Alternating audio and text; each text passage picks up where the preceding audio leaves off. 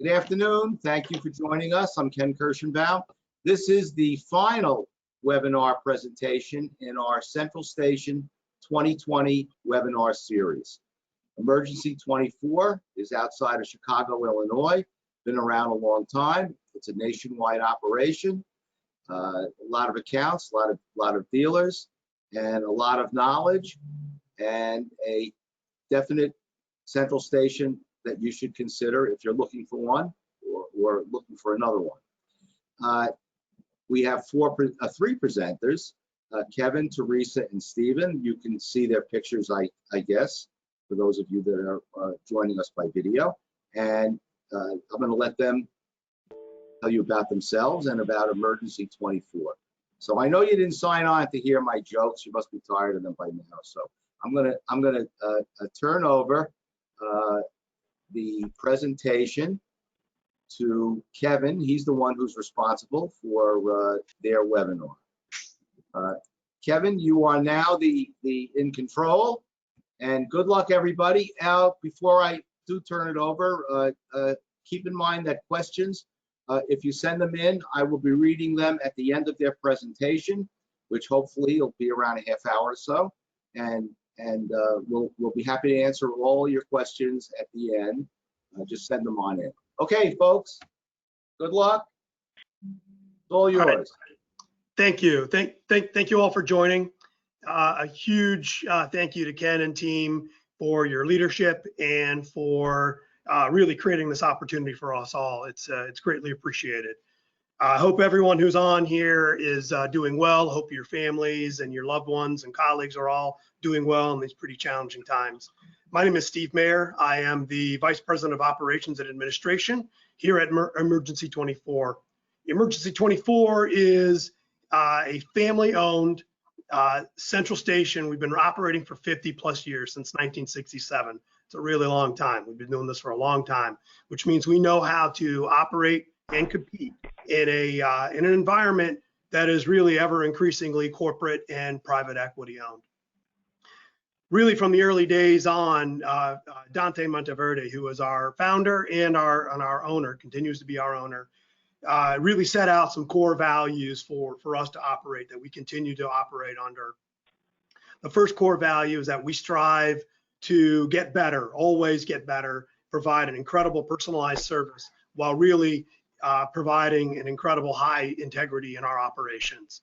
It's really this mentality of getting better that has driven so many of our innovations over the past 50 plus years. We aim to make work easier for you. We make life better and easier for your customers, and we make it easier for us as well. The second core value that we really operate under deeply is that we never compete with you. In every single meaning of that word, we will not compete with you. This value is really what drives our very dealer-friendly contract, and it also is how we factor this in when we consider who we want to partner with, whether it be a revenue opportunity or some sort of vendor opportunity to work with. It is a deep thing that we consider in all of this. The third core value is that we always own and develop and control our own proprietary software. This is a huge differentiator for us in the market. This is this platform that we innovate off of. Our own developer, our own engineer team does this. It is key to our fast, reliable service, our flexibility for customers who may have unique needs out there. We have that ability to deliver a high quality service and flexible at the same time. The fourth core value that we have is really something I see on a daily basis here in Emergency24, and that is that we care. We care about you, we care about your customers, we care about our employees, and we care about the broader community at large. And it's really this factor, this core value of ours, that really led us to having 75% of all of our employees working remotely in the phase 2 and phase 3 of this pandemic. It was simply absolutely the right thing to do. It just kind of shows you more about kind of who we are. Our management team, the average is about 20 plus years of experience here within the industry and in Emergency24. Our customers We have customers who've been here, been with us for 40 plus years. People stay with companies when they're treated well, and that's just another great sign of how we treat and the high integrity that we have. So if you're really looking for a new central station, one with integrity, one with a clear desire to serve you and clear capability to innovate and be flexible, give us a call, give Kevin a call. So with that, I'm going to pass the baton over to Kevin and to Reed. Kevin Lehan is our National Sales Manager and Marketing Manager. He has been with us for 13 years, including a stint as our branch manager in our Waukesha, Wisconsin branch. Therese Todd is a phenomenal, another example of an employee who's been with us for 20 plus years. She started out as a monitor, worked her way around in different functions in the company, and now is just a phenomenal customer service manager. So with that, I'm going to hand this off to Kevin, and look forward to all your questions later. Thank you. Thank you very much, Steve. And as you said, my name is Kevin Lehan. Some of you may know me, and I'm sure that I know some of you out there. Either way, at the end of this presentation, that I hope you're going to be giving me a call so we can talk about the services we can provide you. A little bit of history about Emergency24, and this is actually the history of the national third-party alarm monitoring industry. Dante Monteverde immigrated to the United States from Chile as a teenager. He joined the military, learned electronics, and then telecommunications. He was honorably discharged. He started a career as an alarm installer and opened his own shop in the Irving Park neighborhood of Chicago. He quickly realized that the toughest part of the industry was the monitoring. So he went to all the local guys who had installation companies in various neighborhoods, and he says, I will never install another system again. Just let me do your monitoring. They all thought it was a great idea. That's how Emergency24 was born, along with some of these telecommunication technology growth or technology increases, or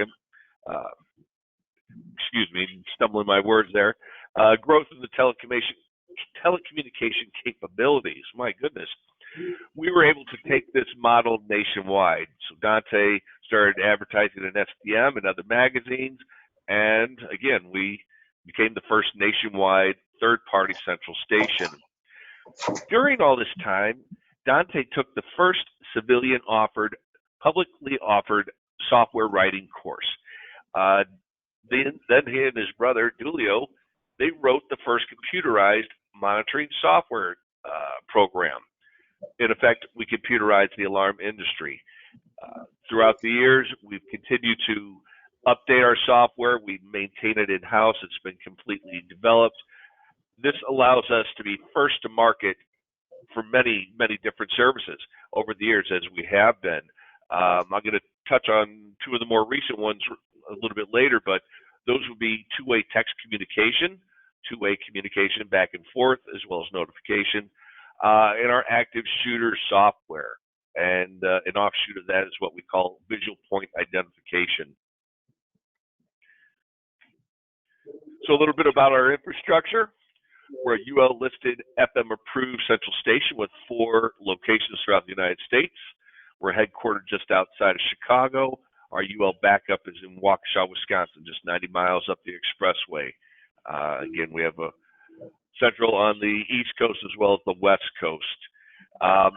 As our technology guys like to say, we are 5 nines, 99.999.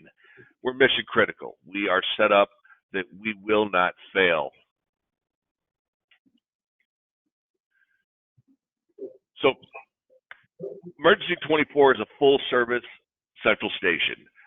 Commercial fire is our sweet spot, but we also offer residential service as well. We've used the statement many times, we've protected millions of lives and billions in assets, and this is true. Homes and businesses, fire, bird, gas, water, open and close, PERS, mobile PERS. We can offer video with talk down. We support POTS, IP, cellular, mesh radio, alarm.com, AlarmNet, Total Connect. Let's see what else. Telguard, Bosch, DMP, DSC, NAPCO, Firelight. Add in Uplink, SecureNet, Connect24, M2M services, checked, as well as other video capabilities. And I know that it's going to be asked later on down the line, so I'll just answer it now. No, we don't do New York Fire presently, and right now we are not 2050. But we'll see what the future brings. Anything else, we have you covered. We're able to provide those services for you. So you've earned the job, you've won the bid, whatever it might be. Now it's our job to help you maintain that customer, keep that contract, because we're going to have more interaction with your customers than you will after the installation is done. So not only does our proprietary software make us stand out as far as technology, it does for service too. We have much more flexibility than the central stations who use canned software. And as a result of our proprietary software, our training is unique as well. We can't just have packaged training. We can do things that we believe other central stations cannot. So our training is very intense. Classroom, and then it's hands-on incrementally. Maybe they move the mouse at first while a seasoned operator speaks, adding more and more of that role as they get more confident. Then we have testing and more testing, and after that we have a final test. Our final test is very daunting, and you have to achieve 100% to be able to go onto the schedule. And we also have ongoing training every month, every operator. Plus, there's quarterly tests that we have every monitor take. And again, those you have to earn 100%. One thing I want to point out with our training is that every monitor is able to handle any type of call. So when you call Emergency24, you're going to have a live human, no automation, who can handle the signal. We're not going to be handing off the signals or transferring over to a specialist. Whoever answers the phone should be able to address that situation. Now, there's going to come a time where we might not, and you might not, the monitor may need to ask for a little bit of help. That's okay. We have supervisors on every shift at every location, and we have managers at every moment that we're in operation, which is 24/7. You will receive outstanding service from Emergency24. And one other thing, with us being headquartered in Illinois, it's one of our requirements that we have to have fingerprint background checks through the FBI. So we do that for every employee. So you can know that the people we bring into our building are very trustworthy, and their background record confirms that. So you have the job, you've chosen Emergency24, we're providing great service, and you're growing your business and installing new systems. We want to help your installers in the field. An app, everyone has them, but we think ours is very, very effective. It makes it very efficient during your testing. You can place accounts on test. When you're commissioning the systems, you can test the zones one by one. It'll go through a checklist to make sure everything is done. You can see all subscriber signals. And a neat little function that they built in is a GPS map that shows nearby customers. Let's say you're further out in your service territory than you normally are. You can do a quick search to see who's nearby. Maybe you need to stop by and see Mrs. Smith or whatever customer is out there, just a pop in. It's a little thing that some of our dealers really appreciate. And also from the app, we have hardware manuals that are stored there for easy access. So your techs can do some troubleshooting in the field, and you can also give different access levels to different apps, to different technicians based on the needs that they have. Another way that we help you stay efficient is a subscriber app. How does that make you efficient? Your subscribers are going to call you less. They can put their own account on test. They can make temporary changes. Let's say they have a business and they have their open and close schedule because they're going to open, they're going to change for the holidays or a birthday or whatever it might be. They have change in staffing. You can update party lists. You can update and remove different access for people if they lose their job and you don't want them to have access. You can have multiple accounts under one login. So if you have different properties, different businesses, they're all in one place. So it basically summarizes your alarm activity and your account history so that the subscribers aren't calling you for all of this information. This is free, but some of our dealers still charge for this. So whether or not you want to, that's completely up to you. Again, our proprietary software is second to none. It gives us more flexibility to do more things to help you be successful. We also help you onboard and transition your accounts from another central station over to Emergency24, and we also help you build out your accounts and make sure that you're fully trained to do so using our online portal. And this is where Therese Todd comes in. Therese has been with the company, as Steve said, for 20 some odd years. She started as a monitor. She went to data entry. She knows how to build out accounts. She knows the event codes, the qualifiers, the contact ID, SIA, all of the formats. She knows the insides and outs of all of our systems. She will walk you through with a webinar every single step until you're comfortable. We also have video recordings of her webinars that many people use as a new employee training. They have to sit through and watch the process from log in to log out. So I'm going to hand it over to Therese, and she will explain more about our onboarding process. Therese? Thank you, Kevin. Good afternoon, everybody. Yes, I am here to talk about our robust dealer portal. There's a lot of stuff to learn. I'm here for you. We offer one-on-one training or group training to learn about the capabilities of the portal. Nobody is out there on their own. We're going to be here anytime you need us. We spend a lot of time with you onboarding our dealers and becoming familiar and comfortable maintaining your customers' information. You'll never be left on your own. Everything from setting up a new account to making changes to a phone number or even a passcode can be done quickly and effortlessly. We've created a parsing tool that will allow us to upload extensive zone lists that are more quickly and effortlessly.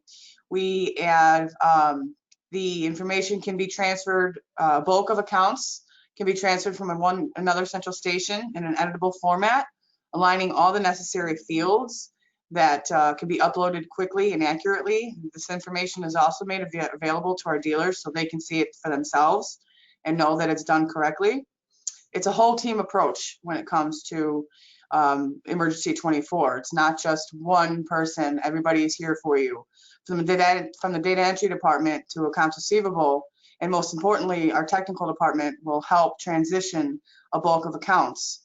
And we're all hands-on to make it seamless for our dealers. We have customized format templates that we can create and you can apply to all your accounts. This makes setting up account conditions quick and easy. If you choose not to create your own template, we do offer standard templates that can be applied to all the accounts as well. The portal can be used and be able to have the ability to view the history, as well as download the detailed history to your computers, showing all activity in real time. This feature comes in handy when you guys are doing fire inspections on locations and can show the inspectors on hand exactly when the signal come in. As Kevin mentioned before, we do have the end user app and that phone app, the end user web portal, as well as the phone app, which can be branded by your company's logo and all the contact information for your company. Authorized users for both the dealers and the end users app can be assigned an administrative rights, which will grant them access to add, update,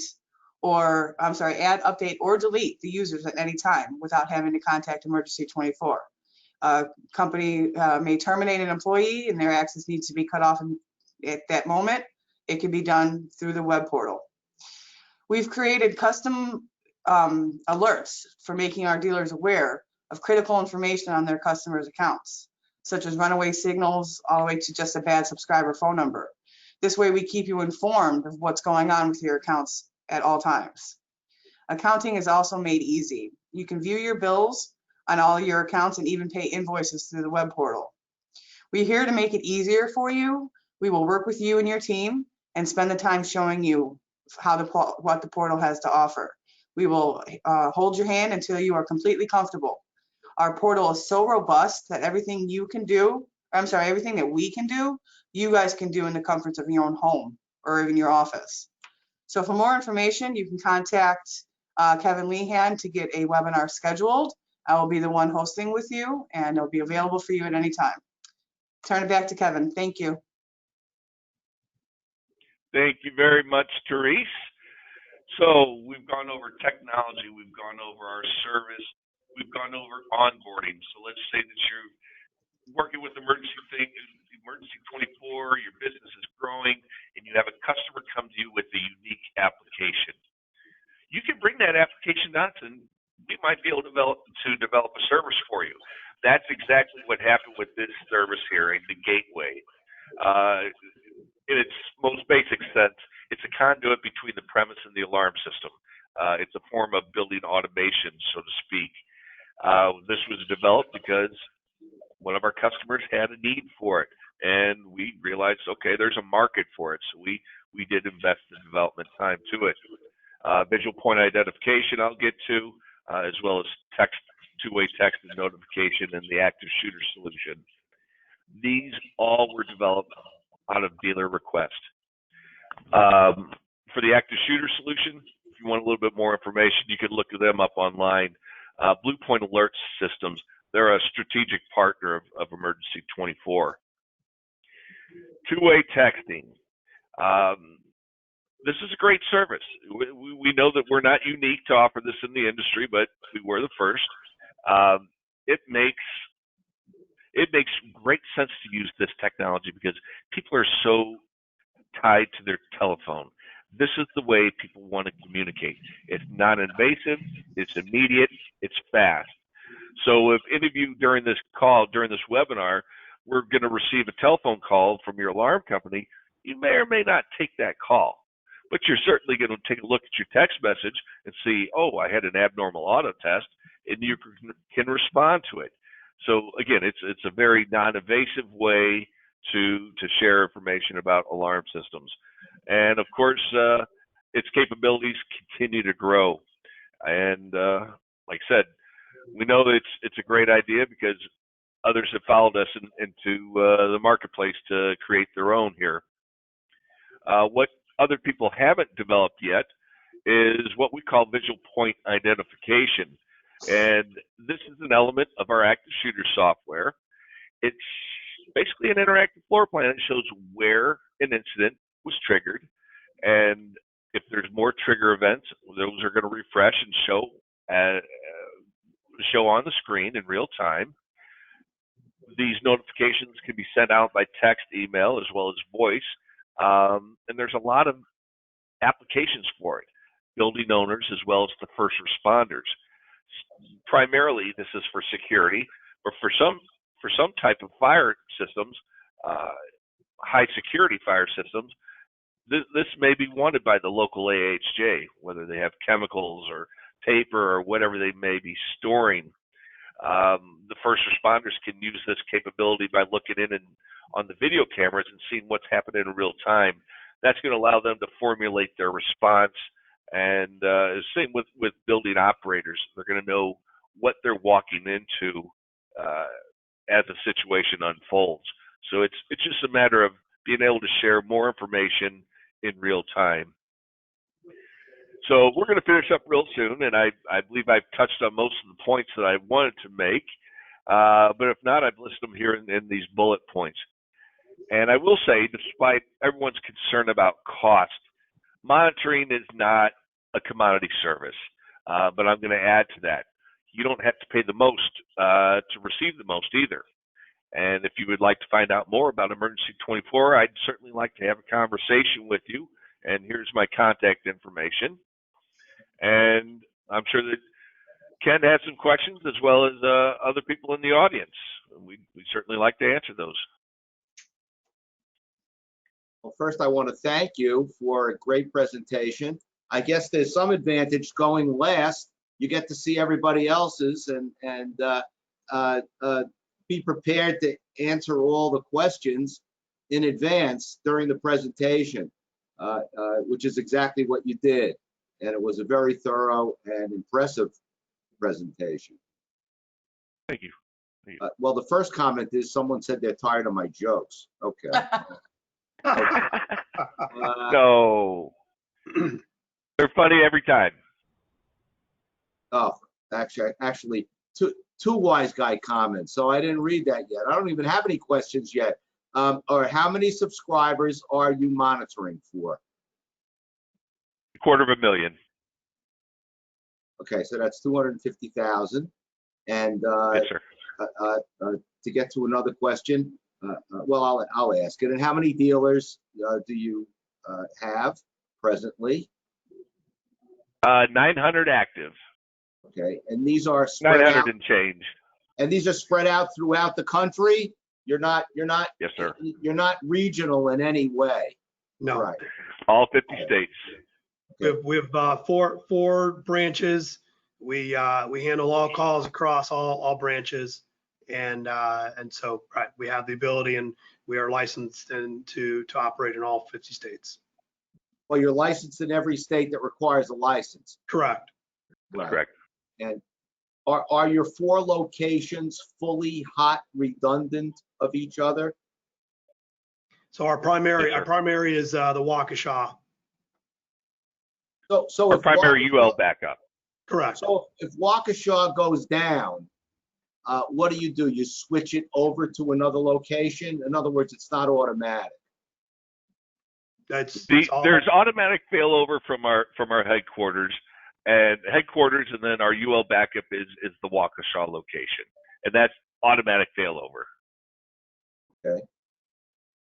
Did you? I don't know if you covered this, but do you have a range for basic monitoring that they could look to, or a dealer who's considering you would know?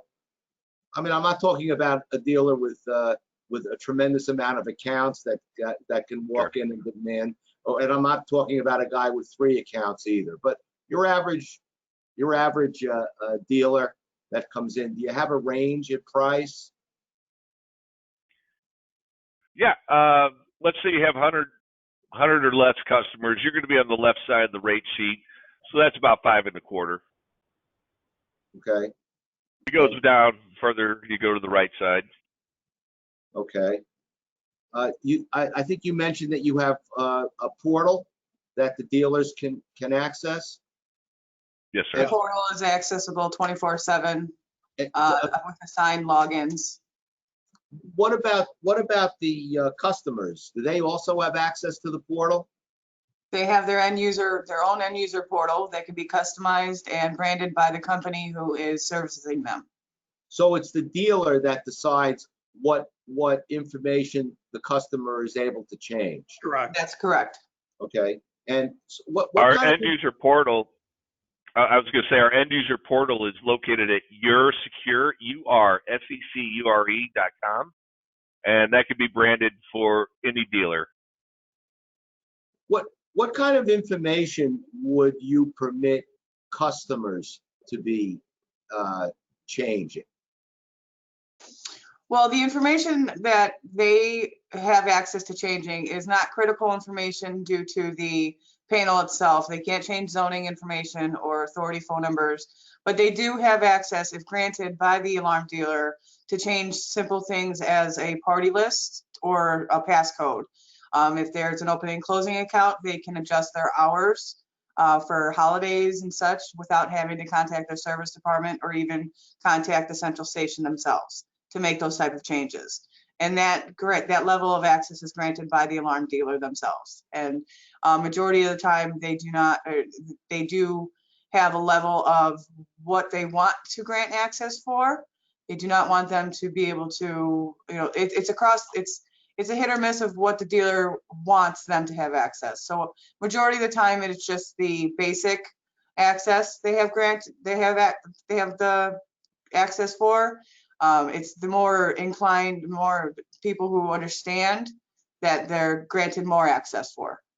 All right, but you would consider the call list basic Yes. information?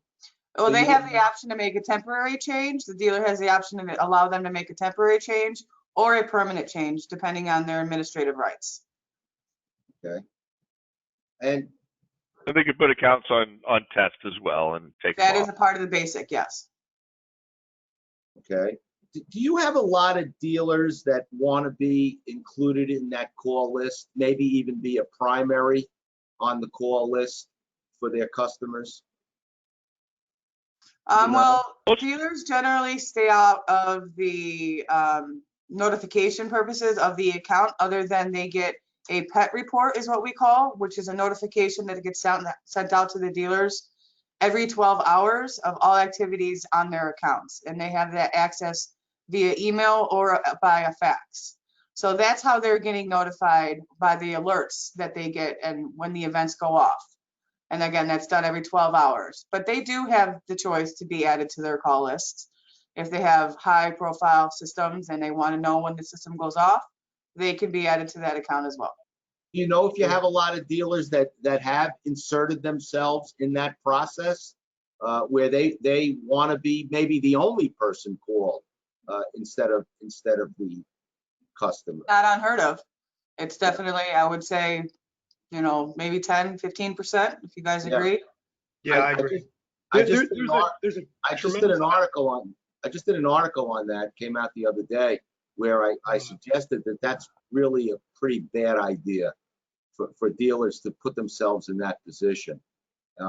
And what prompted the article was a fire loss that was just assigned to me, where a building burned down, and the only notification that went out per the dealer's instruction was to the dealer. And I didn't think it's a good idea. I didn't see why a dealer would want to put himself in that position. So dealers, if you're out there, or central stations, if you're out there, suggest to your dealers, put yourself last if you want to get called. Don't put yourself first. Make sure- Well, Ken, I think Teresa, I think what Teresa was saying, that maybe 10 to 15% have them on the notification. I don't know of any that are first. Right. They put them themselves at the end. All And right. they And also I have think to set up their email notifications instead of getting a phone call. providing an activity report to your dealers every 12 hours is also a great idea. And I'm not so sure that, I think that's probably more frequently than most central stations provide. I think generally it would be every 24 hours or maybe even once a week for some of these companies. But you do it every 12 hours, which is great. And do you have a written policy on how you handle each type of signal that you're capable of handling? Is there such a policy out there? Well, it's proprietary information, but absolutely, how we handle signals, every signal in our software, it's defined what our actions are. Wait. You must. Maybe I didn't phrase it right, or you didn't. Maybe we have a disconnect on the question, because I don't know how. I doubt it would be proprietary, because what I'm basically asking you is, have you train your operators without doubt, and I'm sure they're well trained, and they are instructed how to respond to particular signals. And so if they get a burglar alarm signal, they're responding one way, a fire alarm another way, maybe a video differently, or an environmental type alarm. They're and I would assume, again, that when the alarm comes in and they see it on their screen, which is the way I'm sure that they see it, right? They're also, the screen probably also tells them how to respond to it at the same time. Is that how it works? That is correct. Okay. It will prompt them based on the callback option defined by the alarm contractor. Right. So when you say it's proprietary, maybe how it pops up on that screen is proprietary, but how it's responded Yes, to is really universal, Correct. based on UL, This is true. NFPA, or local Correct. guidelines and things like that. Correct. So one of the things that I've urged companies to do, central stations, well, I've urged the dealers to do it. Ask your central station for their policy on how they respond to signals, and give it to your customers. Let your customers know when you get a signal, this is how you can expect it to be responded to. And it's important because the problem that arises from a liability standpoint, or maybe even from a customer relations standpoint, is the difference between expectation that the dealer has, or because they're the one with the contact, expectation the central station has, and expectation that a customer has. So customers need to understand the process by which a dealer is going to service them and a central station is going to service them. That's best done by some written procedure that is at least offered to a customer.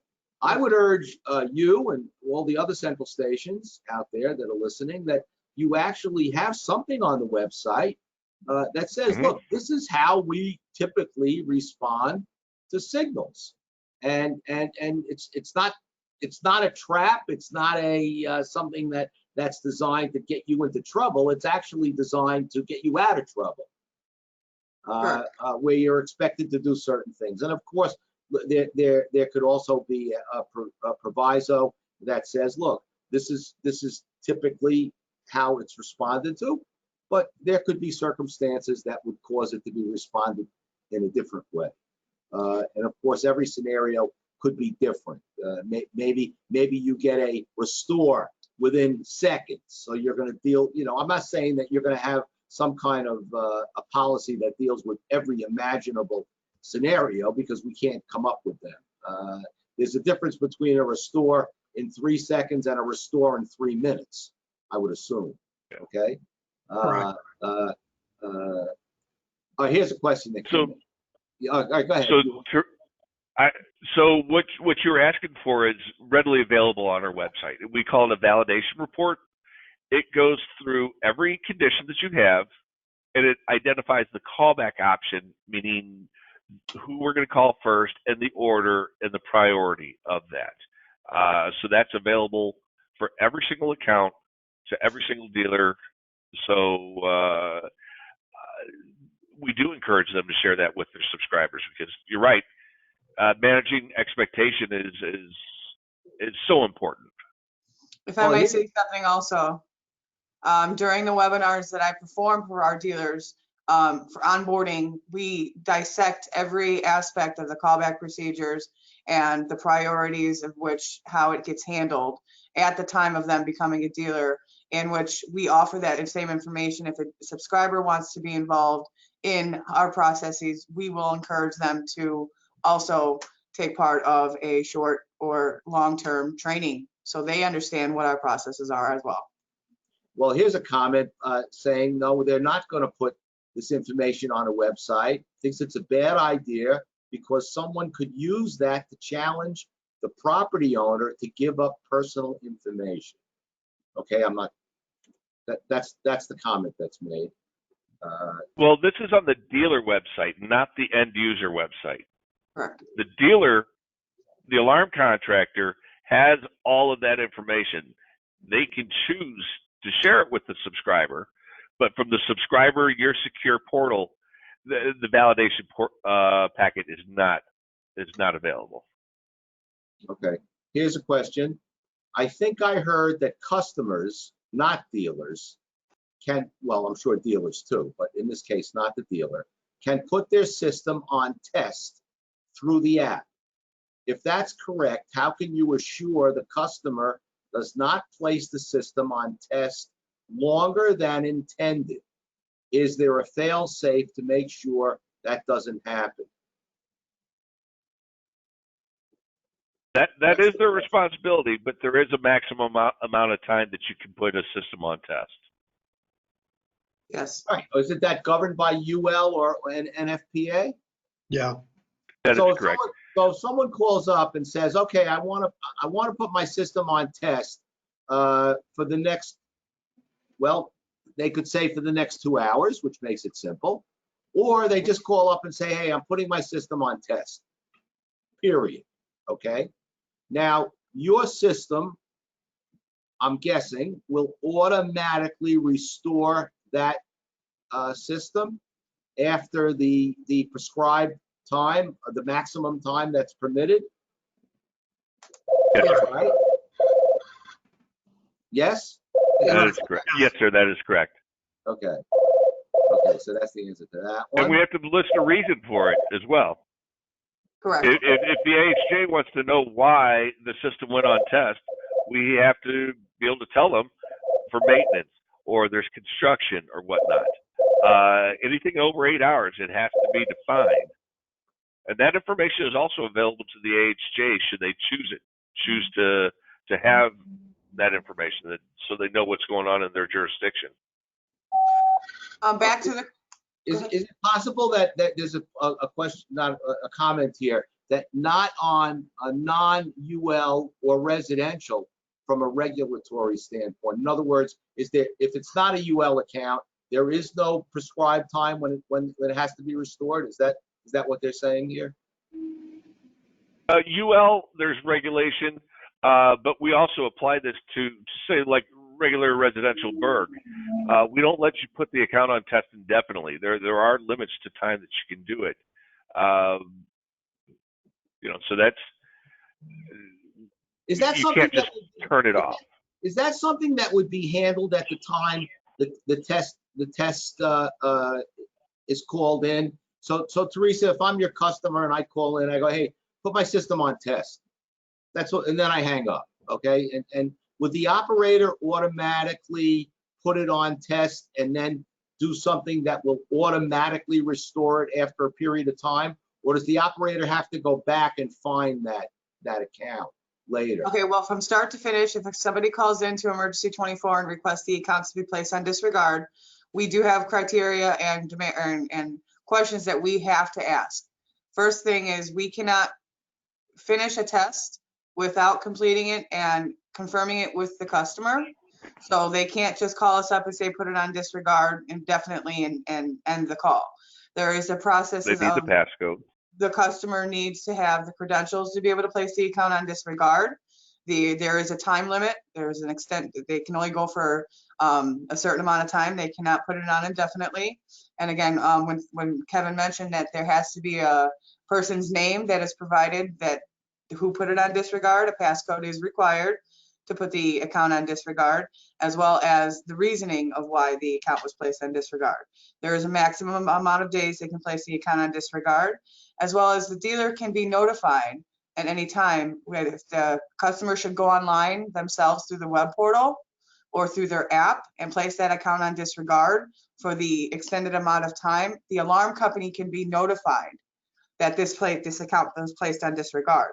So if they feel that was done in error, they can follow up with Emergency24 or with their customer to see why that account was placed on disregard.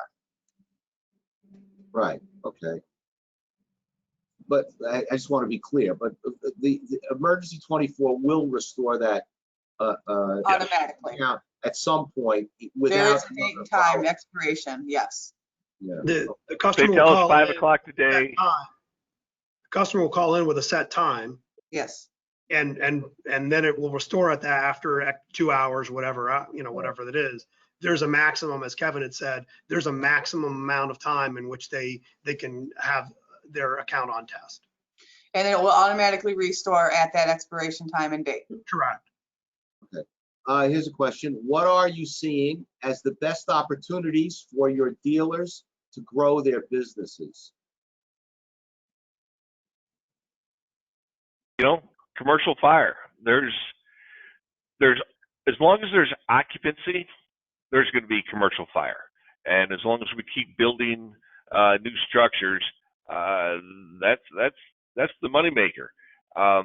Residential, you know, that's kind of gotten muddied. The dealers that we work with do a little more high-end residential. They don't, you know, but there's competitors and forces in the residential market that have disrupted that. So commercial facilities, you'll always have a need and a demand by code for occupancy. Video Well, verification, I think, it's getting pretty popular nowadays as well. Video verification to a central station.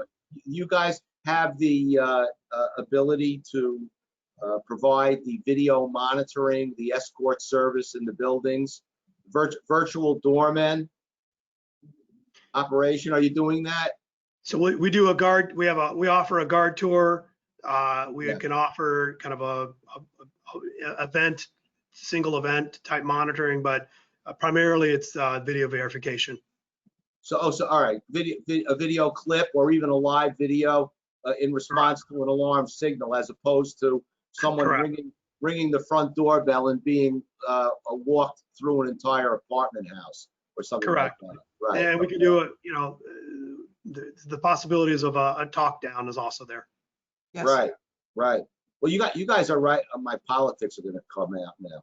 But you guys are right outside of Chicago. So have you been told not to call 911, call 311, or maybe Better Business Bureau or something? What are you doing about that? Are there areas? What do you do about monitoring in Portland right now or Seattle? Do you bother calling it in? What do you do? We call it in. If it's a dispatch, we call it. Yes. And if we get if we don't get them, we keep on trying. Yes. Okay. We record that. Everything is in the history for that account. They can look at that history that we've made the attempts, and we acknowledge what's going on, but we keep on trying until we get through.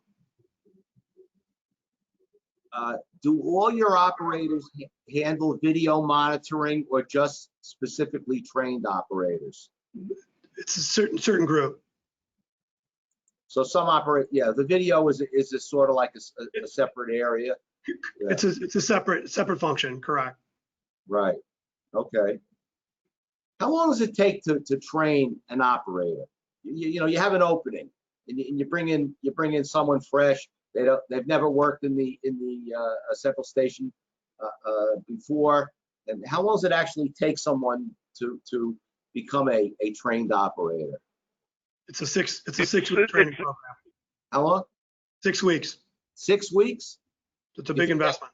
You think that's fairly consistent throughout the industry? I You don't know? don't know.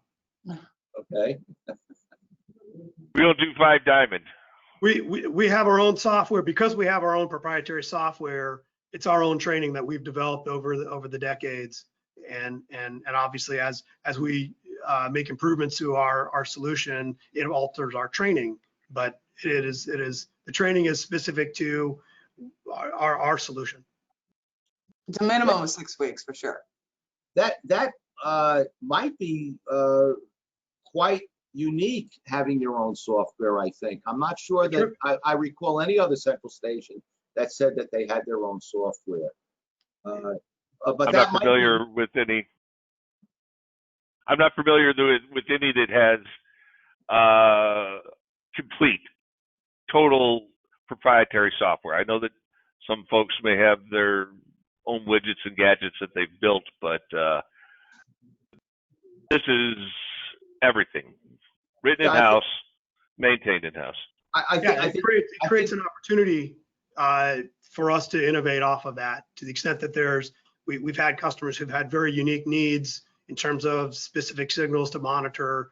We have that capability to alter the software, obviously within UL structure and guidelines on all of that, but we have the ability to create some flexibility for I'm sure you've taken tremendous measures for cybersecurity in the operation.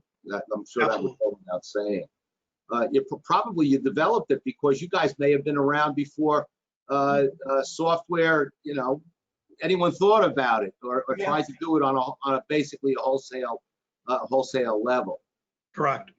Yeah, someone's pointing out that other operations have their own software as well, but there aren't many. I see only one other place. Okay, well, we're about at the end of our webinar series and the end of your webinar. I want to thank everybody. I want to thank everybody for attending. Today was an appropriate way to end the series, I guess, and was an impressive Central Station operation and an excellent presentation. I want to thank you guys for participating. Thank you. And I hope you get a lot of new dealers. You should.